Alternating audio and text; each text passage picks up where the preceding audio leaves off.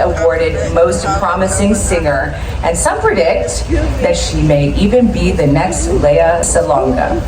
Ladies and gentlemen, Isabella Loyola.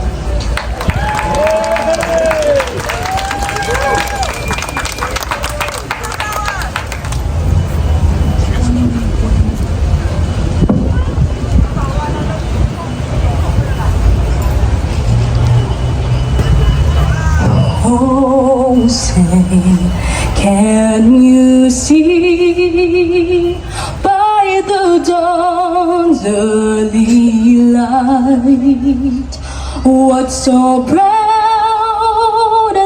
we hailed at the twilight's last gleaming, whose broad stripes and bright stars through the perilous fight o'er the ramparts we watched were so gallantly screaming, and the rockets red glare, the bombs bursting in air gave proof through the night that our flag was still there. Oh, say, does that star-spangled banner yet wave o'er the land of the free and the home of the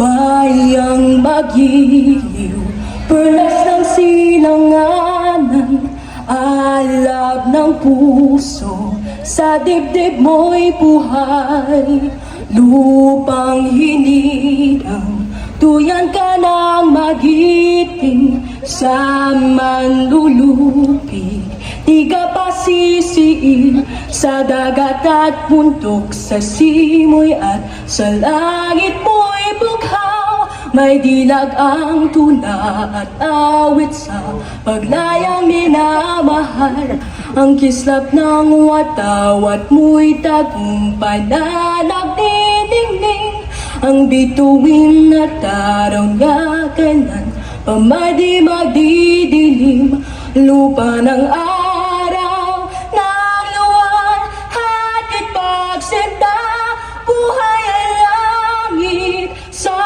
piling mo, aming ligaya na pag may mga api ang mamatay ng dahil sa'yo. Oh my God, Filipino!